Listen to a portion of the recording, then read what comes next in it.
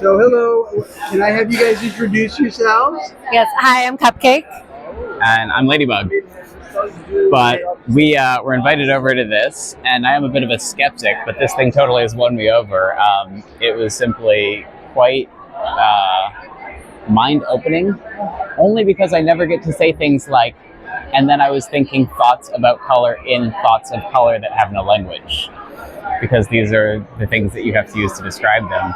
But I don't know, I sort of love that it's blending a little bit of like maybe science and spirituality, because if you look at the way that the universe is shaped, or if we're going through like curved Markovian space in the way that like a fucking human eye looks like a cloud nebula galaxy, and we have these parallels, you have to wonder if you can actually see into other realms of the universe when you are pushing your senses into something a little more profound.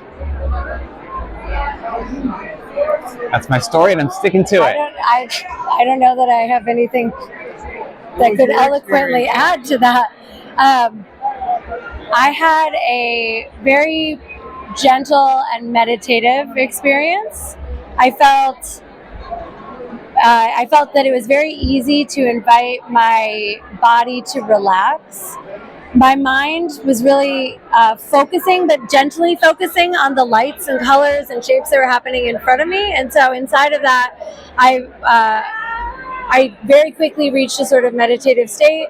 And then the thoughts and images and inspirations were flowing through my mind sort of with ease. And then I appreciated the moment where I came back. Unlike some other experiences that I've had that were similar in nature, not at all the same, but I have felt like, okay, we're back.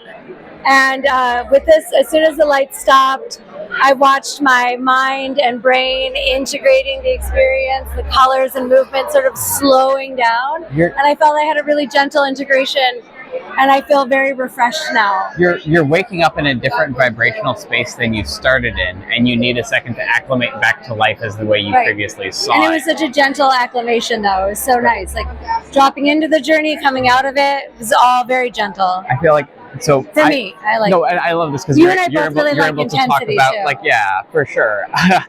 But like, just to kind of dive into like maybe nuts and bolts visually, because that's I'm a visual guy and like geometry is my thing.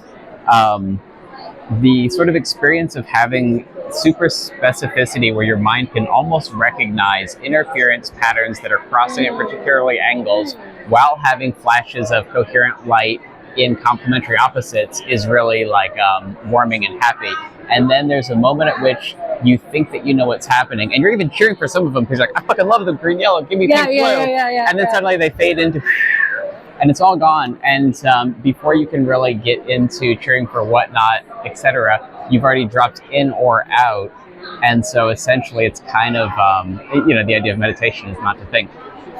Right. So like, I think that was actually a pretty useful thing in that, like, the difference between yang and yin meditation, for me, I've always needed to do a meditation that required some kind of movement.